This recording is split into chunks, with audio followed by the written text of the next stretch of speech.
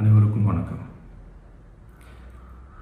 என் லைஃப்பில் இந்த மாதிரி ஒரு பெயின்ஃபுல்லான ஒரு சுச்சுவேஷனை நான் ஃபேஸ் பண்ணதே கிடையாது. மனசு முழுக்க வலி வலி மட்டும்தான். இந்த சுற்றுப்பயணத்தில் என்னென்ன மக்கள் பார்க்க வராங்க, அதுக்கு ஒரே ஒரு காரணம் தான், அவங்க என் மேலே வச்சிருக்கிற அன்பும் பாசம்.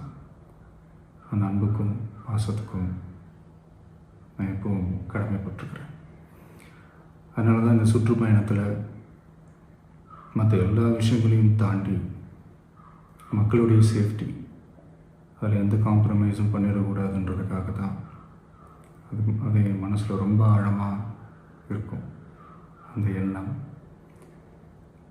அதனால தான் இந்த அரசியல் காரணங்கள் எல்லாத்தையும் தவிர்த்துட்டு ஒதுக்கி வச்சுட்டு மக்களுடைய சேஃப்டி மட்டும் மைண்டில் வச்சுக்கிட்டு அதுக்கான இடங்களை சூஸ் பண்ணுறது, அதுக்கான இடங்களை பார்த்து பெர்மிஷன் கேட்குறது, போலீஸ் டிபார்ட்மெண்ட்டில் அதை ரிக்வெஸ்ட் பண்ணி கேட்போம்.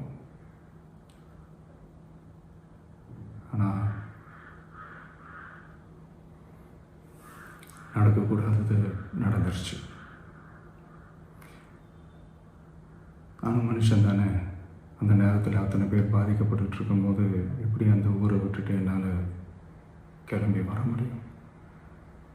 நான் திரும்ப அங்கே போகணும்னு இருந்துச்சுன்னா அதை ஒரு காரணம் காட்டி அங்கே வேறு சில பதட்டமான சுச்சுவேஷன்ஸ், வேறு சில அசம்பாவிதங்கள் அந்த மாதிரி எதுவும் நடந்துடக்கூடாதுன்றதுக்காக தான் நான் அவாய்ட் பண்ணேன்.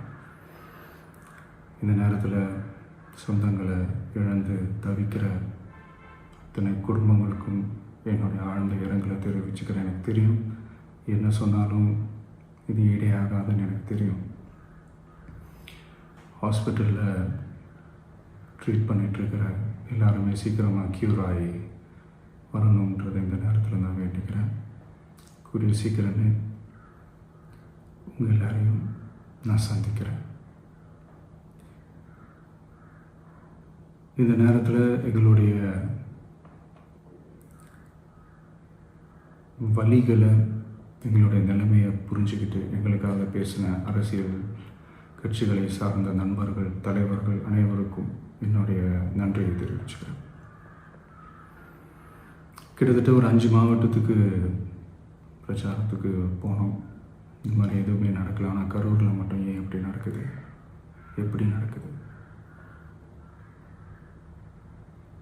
மக்களுக்கு எல்லா உண்மையும் தெரியும். மக்கள் எல்லாத்தையும் பார்த்துக்கிட்டு இருக்கிறாங்க. கரூரை சேர்ந்த அந்த மக்கள் அந்த உண்மையெல்லாம் வெளியில் சொல்லும்போது எனக்கு கடவுளே நேரில் வந்து இறங்கி அந்த உண்மைகள்லாம் சொல்கிற மாதிரி எனக்கு தோணுச்சு. சீக்கிரமே எல்லா உண்மைகளும் வெளியில் வரும்.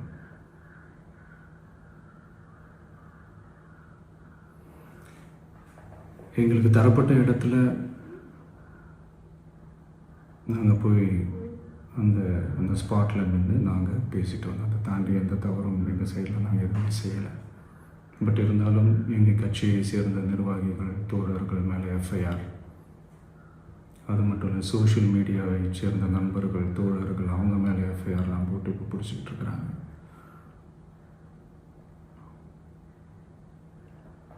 சிஎம் சார், உங்களுக்கு ஏதாவது இந்த பழி வாங்கணும் அப்படின்ற எண்ணம் ஏதாவது இருந்துச்சுன்னா என்ன வேணாலும் பண்ணுங்க.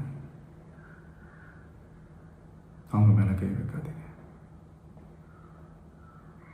நான் ஒன்று வீட்டில் இருப்பேன், இல்லை நான் ஆஃபீஸில் இருப்பேன்.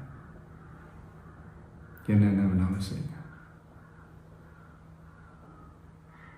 நண்பர்களே, தோழர்களே, நம்மளுடைய அரசியல் பயணம் இன்னும் ஸ்ட்ராங்காக, இன்னும் தைரியத்தோடு கண்டினியூ ஆகும்.